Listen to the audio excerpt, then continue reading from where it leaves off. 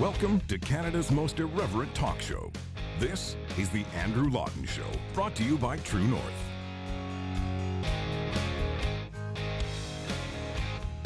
The Andrew Lawton Show starts right now. I'm sitting down with the outgoing leader of Her Majesty's Loyal Opposition and of the Conservative Party of Canada, the Honourable Andrew Scheer. It's good to talk to you again in person. Thank you very much for taking the time. Absolutely, Andrew. It's great that we can do this again, and thanks very much for all your work in covering public affairs here in Canada. Well, thank you. I appreciate that. You have had, as far as what anyone could expect in their final few months in your role, probably the most eventful few months, and not just in terms of the political season in Canada being kind of busy, but also the importance of having an opposition being strengthened. How was that for you compared to when you first stepped down to what really ended up dominating the last few months of your tenure? Well, you're right. You know, when the COVID pandemic hit, it really changed everything. It changed everything for a lot of Canadians. Unfortunately, many people have suffered either with their health or with their businesses or with their jobs. And so it really did change the dynamic. When we were planning kind of in January about how best to leave the party and visits with some of the regions and some of the people who have helped in the past, that all changed when the pandemic hit. And I never thought I'd have to fight to get Parliament to sit. You know, that we take that so often for granted as Canadians, that Parliament will sit, the House of Commons will function. And yet here we were thrust into this crisis because as early as April, the Liberals were clearly signaling that they wanted to govern this country through a pandemic without parliamentary oversight. And we had to work very, very hard to fight to get what we did in terms of some kind of House of Commons operation to provide that oversight. And I was proud of our team, I was proud of our efforts to make sure that that the value of our parliamentary institutions were defended during this pandemic. Anytime parliamentarians have gone on a summer break or a winter break, the narrative is always that, you know, if an emergency happens, they can all come back. And we were in that emergency situation. And you're right, there was this resistance to coming back. And we saw that the government really try to circumvent the parliamentary process, and the opposition pushed for that. And even as the pandemic has continued and as various government spending programs and such have come out, the opposition has been there. At the same time, I'm curious if you think there needs to be a reevaluation of the role of the opposition in Canada, because certainly anytime the opposition has held the government to account, we've then gotten from the government criticisms of polarization and of violating what you had termed early on a so-called Team Canada approach. Well, you're right to point that out. Back in late March, early April, the Liberals were saying, hey, let's all have a Team Canada approach. Let's sit down and meet and develop programs to respond to the pandemic.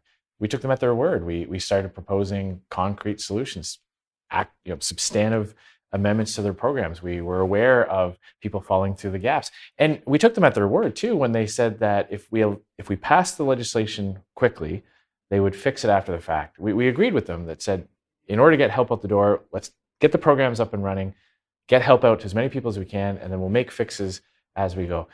It's August, and they still haven't made the changes to the wage subsidy, to the small business loan programs, the CERB. People are still falling through the cracks. Here we are in August. So I don't know if we need to rethink the role of the opposition, but I think the opposition needs to find ways, and as parliamentarians, we all need to find ways to ensure that the opposition voices are heard and that their proposals are actually taken into account. When we're being criticized of being partisan, when we're pointing out objective problems with their programs, it makes it more difficult for us to do a job. And then that makes it more difficult for Canadians to get better programs. And you add to the general checks and balances of the government and their policies, and you take the WE scandal and throw that into the mix. And now it's not just about making sure that this program is working and that program is working, but a true accountability issue and a transparency issue. And I'm curious for you if this was something that kind of frustrated you, not just as a Canadian and as a Conservative, but as someone who was running against this party and this Prime Minister in the last election, to really have a lot of what the Conservatives have been saying about Justin Trudeau vindicated after the election with them reelected. Yeah, well, during the English language debate, the only debate in English that Justin Trudeau showed up for, I told him that he was a phony and a fraud and he didn't deserve to govern this country. And that may have been the truest statement I ever made in my political career. And for him to use the pandemic as cover to reward his friends, it's normal for liberals to aspire to power to reward their friends. That's their it's really the raison d'etre. If you look at their entire history, that's kind of what they do. Justin Trudeau promised to be better. He promised to do things differently. He said sunlight was the best disinfectant.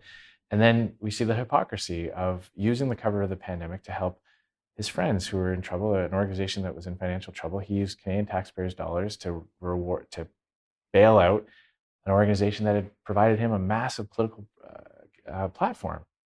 And I found that just disgusting.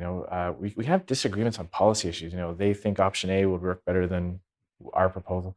When you're using your office, the power that the Canadians have entrusted in you in a moment like this, it was just absolutely disgusting.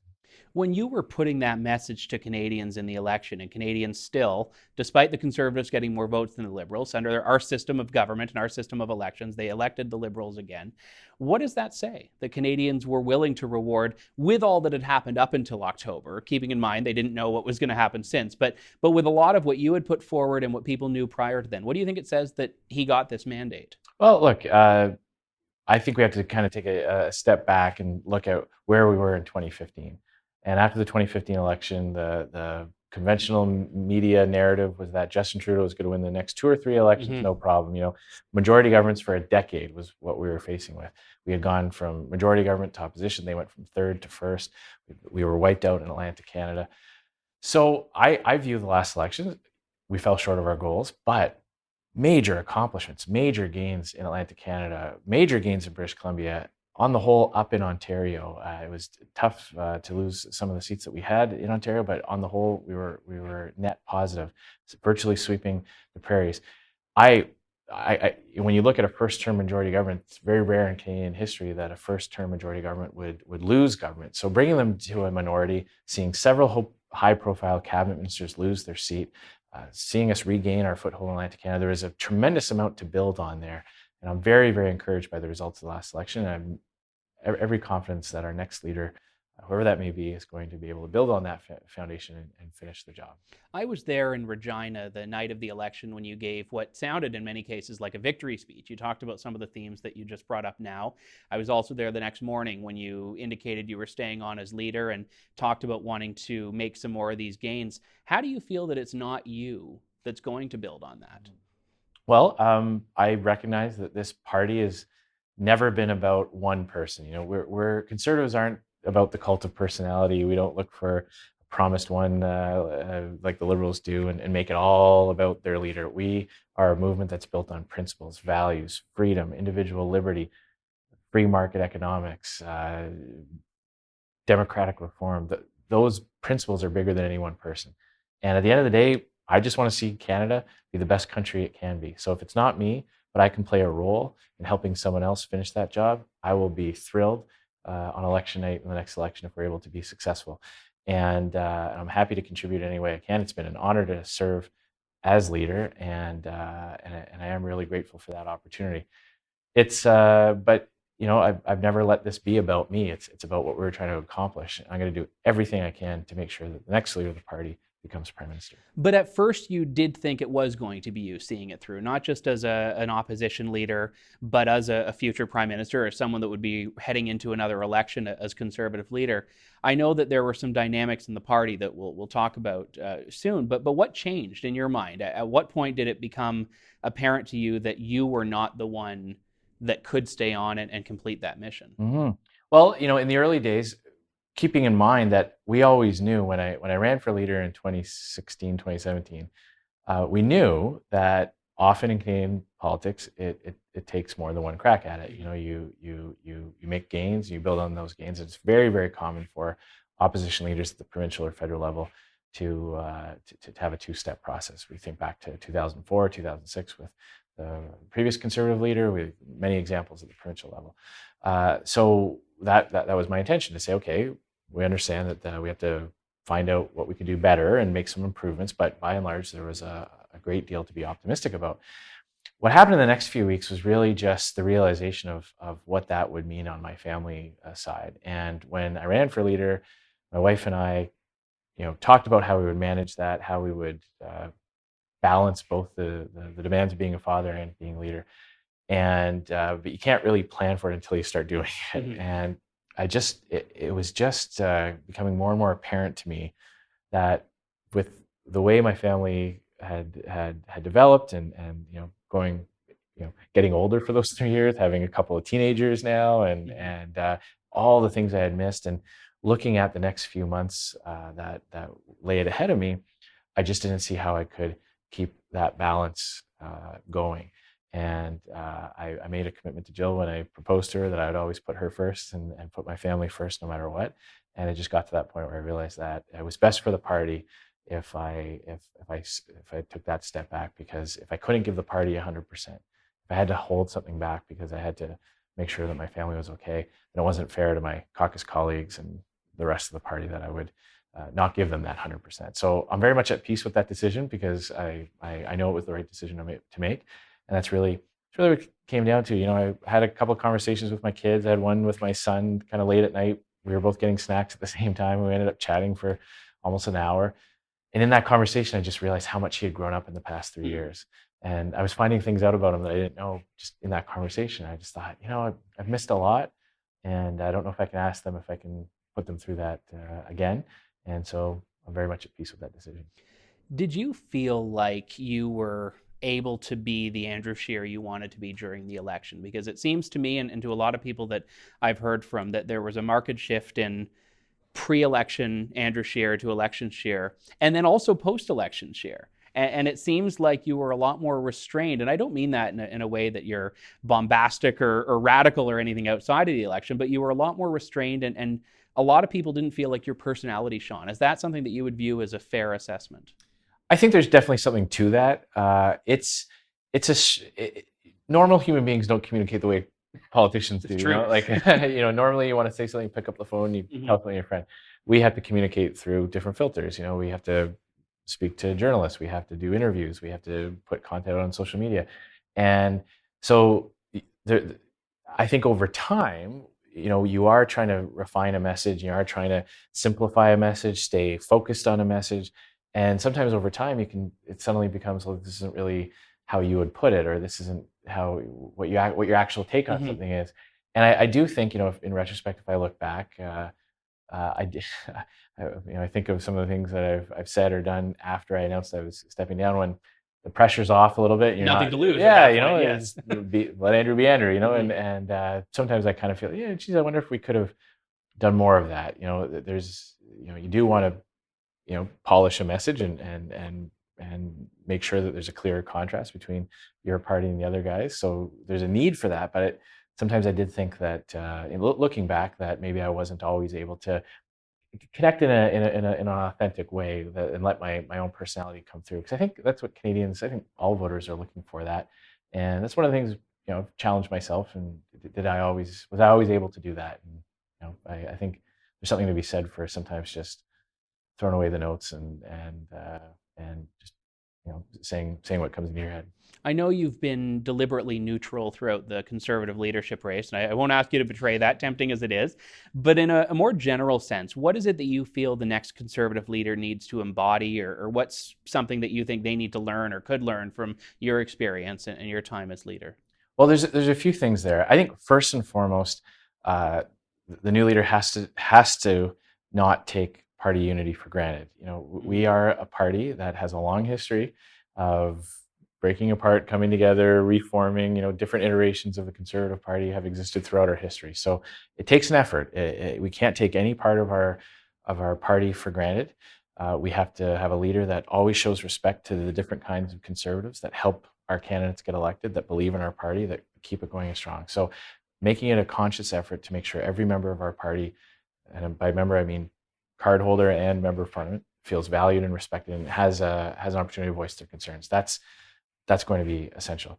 Secondly, they're going to have to find a way to connect in some of the areas that we weren't successful in the last election. So whether that's a regional message or just a different way to reach out to GTA residents versus where we've had success, that's certainly going to be a focus. But perhaps even larger than that, I think there's a big problem facing the world. And the next leader of the Conservative Party here is going to have to find a way to do in Canada what I think every Conservative has to do around the world, and that is re-win the battle that we've won in the past. We won the argument in the 80s for small government, for free markets, for lower taxes. Free trade. Free trade, yes. Yes, free trade. We won the argument. I believe we won the argument in large part because we had great ambassadors like Reagan and Thatcher, great ambassadors for the cause. But we also had the world's biggest living laboratory experiment. We had Eastern Europe and the Soviet bloc countries where we could point to and say, do you want to see where government intervention in the economy leads you? Where are their breadlines? Are there breadlines in Moscow or Paris? Are there breadlines in London or in Krakow? And how many people got shot trying to get over the wall into East Berlin? Nobody. So we were able to convince people here that free trade, free markets, limited government, low taxes, that is the recipe for prosperity. That's what lifts people out of poverty. That's what increases the quality of life in a country. Problem was when we won, we went home, and the left didn't. They changed the names of their policies. They found different leaders to advocate for them. And now we see the same arguments creeping back in, that government knows best, that the only way to come out of this recovery is for more government intervention and more government programs and government control.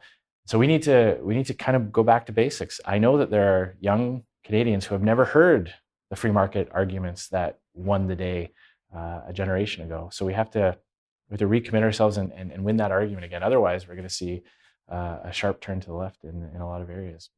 One of the narratives that has emerged through the leadership race now is that your personal social conservatism cost the Conservatives the election in 2019. And I'm almost hesitant to ask about it because this was the only thing that the media has wanted to ask you about at certain points. But I hope you'll indulge me if I frame it in a different way, because what happened to you through the election, I think, would be to most people fairly chilling for anyone of any faith who ever wants to seek political office, that all of a sudden personal religious beliefs that are shared by millions of Canadians across different religions would be really deemed something that is inherently disqualifying.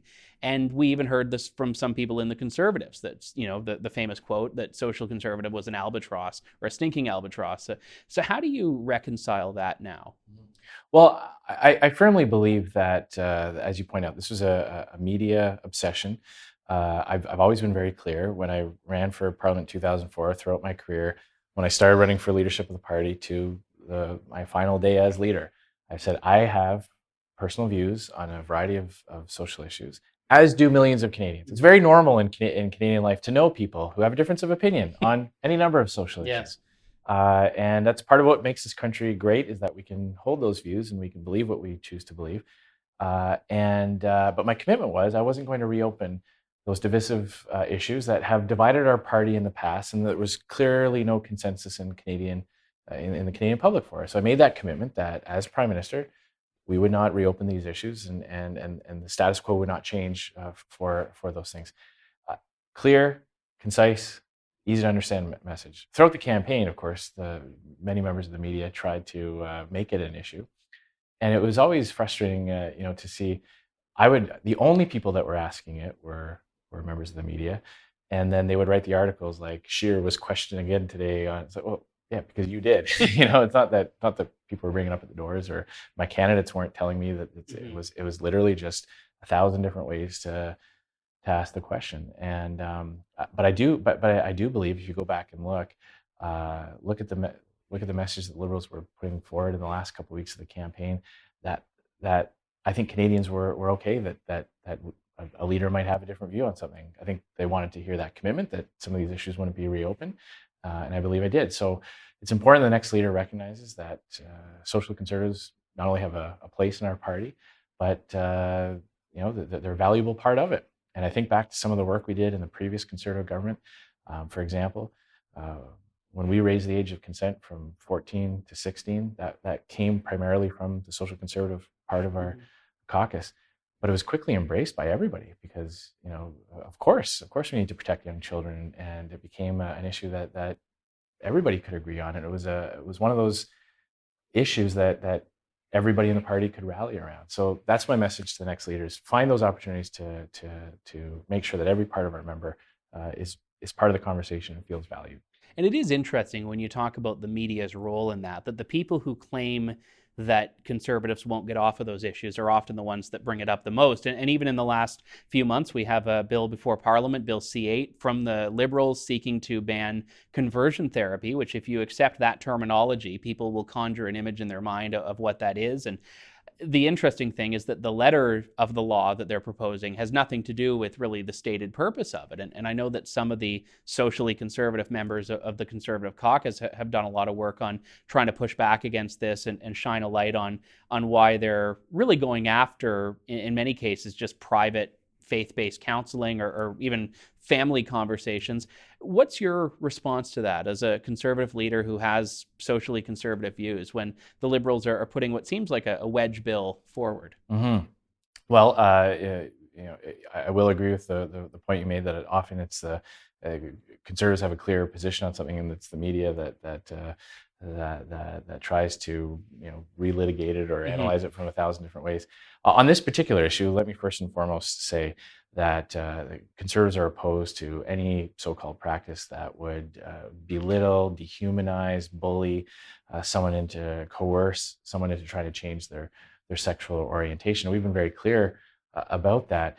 Many members of our caucus, I've heard a lot of feedback from many Canadians about this, are concerned with the way the Liberals drafted the legislation. Mm-hmm. So we can agree with the goal. We know, but we're all opposed to scenarios of young people being subjected to belittling, bullying type of treatment. But the way the Liberals have drafted the legislation is the definition of that is very vague.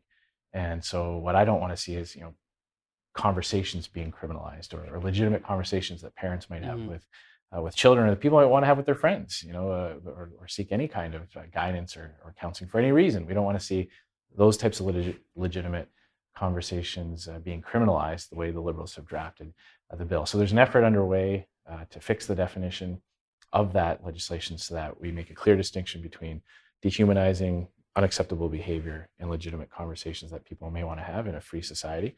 And I know that it'll be a free vote. It's very important for our party. We have free votes on these types of matters. It's something our members guard very jealously. So I will be supporting efforts to fix that definition. Have the Liberals been receptive to that? No, and it's this frustrating thing that they explain on the Justice Department website what they mean to do with the bill. And so we said, great, put that in the bill. Why put that up on a website? Why not have that incorporated into the language? It's a little bit like what they did with the firearms regulations. Yes. The letter of the regulations have made a whole bunch of types of hunting shotguns illegal. Well, the minister says, no, that's not what we mean by that. So we say, well, great, put that in the regulations. And we see this before. We've seen this time and time again with the Liberals, where they word things either clumsily or purposefully to be vague and ambiguous, and there is a lack of clarity, and then people do find themselves running afoul of the law with no intention of doing so. So that's why there are many of us that are focused on trying to clarify that definition so that we're not criminalizing types of things that nobody ever conceived of or meant to criminalize. You mentioned earlier the importance of winning the argument, and this is something that for me as a conservative that's working in a media environment is an important thing. What do you think you've done throughout your tenure as leader to advance small c conservatism? Well, I think back to the first issue that I really had to deal with as leader was when the Liberals were raising taxes on small businesses. And you go back and look at the language they were using. It was pure envy politics. It was tearing people down. It was anybody who's... Was this the famous tax cheat era? Yes. Yeah, tax cheat. Exactly, yeah. Calling small business owners tax cheat, not paying their fair share. Yes. And we were able to show Canadians during that time that said, like, one of the most positive messages about the free market economics is that prosperity spreads. It's contagious. We all do well. It's rising tide economics, and it's when I worked for a small business, the small business owner made money, but I had a job thanks to their hard work, investment, and taking a risk and all of that. So we need to cultivate a society that wants to replicate that. We don't want to punish that and make people feel like they were tax cheats. So we were able, at the time, the Liberals were using very divisive language, really trying to pit one Canadian against another and a different class of Canadians. And we were able to say, look, yes, everybody should pay their fair share, absolutely. But let's not take away legitimate tools that small businesses have used to grow and expand and create more opportunities for people. Not because we were only worried about the business owner, but because the workers will suffer. And we were able to make that link that I had a job as a waiter because somebody else owned a restaurant. I had a job in an insurance office because somebody else owned that office. And we were able to make that connection that more low-income Canadians would be harmed by these policies than would be helped. So I think back to that was we were very successful there.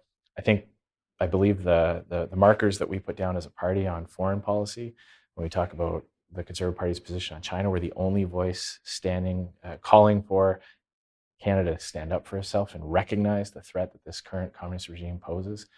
Very principled foreign policy, and our platform was full of free market ideas and ways to encourage private sector growth. So I believe we accomplished a lot. We certainly have more work to do to form government, but I'm going to do whatever I can to help the next leader accomplish that. So you've served as a member of parliament, as Speaker of the House, as leader of the official opposition.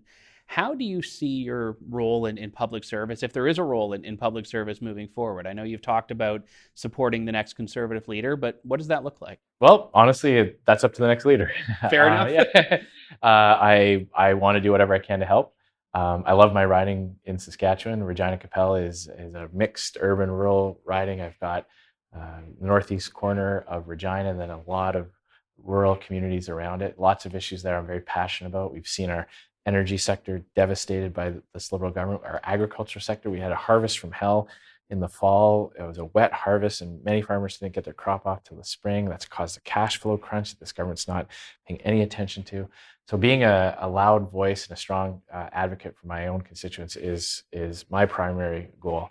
Apart from that, I've got a lot of interest in policy. I think that a lot more attention needs to be paid to things like our monetary policy in this country. The Bank of Canada is printing $5 billion a week of new money out of thin air. Well, they're not even printing it because they're creating it digitally. Mm-hmm. Well, that's going to have consequences over time, and that's not getting a lot of attention. So, finding some policy issues I can sink my teeth into would be very rewarding. But honestly, whatever the next leader would like me to do, I'm happy to play any part I can. So is your goal to stay on as member of parliament and run again in the next election? Absolutely. As I said, I love my riding. I'm honored to have received their trust in the last few elections, and hopefully I can regain that trust in the next election, re-earn that trust in the next election, and I will absolutely run in the next election. What would you like your legacy to be as party leader? Because, this has been 3 years of your life. It's been a very pivotal 3 years in the landscape of Canadian politics. And also, people forget that the Conservative Party of Canada, in its current iteration, is a young party. You're the second elected leader, the third overall, if we include your former colleague, Rona Ambrose. What would you like to see your contribution to that story as being? Honestly, the biggest validation for my time as leader of the party will be if we're successful in the next election. Because then I can look and say, I got us inside the 20 and somebody else carried the ball over the goal line. That's fine. In a team sport, it doesn't matter who crosses the line. It's about the W at the end of the game. And if we win the next election, that I believe will be a strong reflection on my time. As you say, I'm only the third leader of the party. It's not a guarantee for the Conservative Party of Canada to stay united. Mm-hmm. It's not a guarantee for the Conservative Party of Canada to win 10 seats in Quebec. It's not a guarantee for us to do as well as we did in British Columbia, even in Western Canada.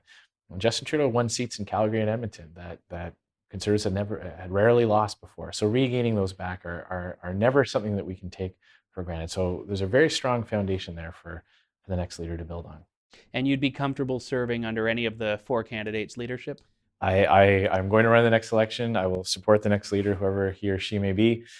This is a party that belongs to our members.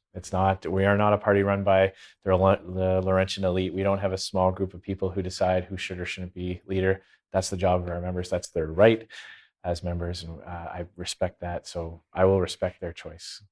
Thank you for your time, and thank you for your service. Thank you very much, Andrew. Thanks for listening to The Andrew Lawton Show. Support the program by donating to True North at www.tnc.news.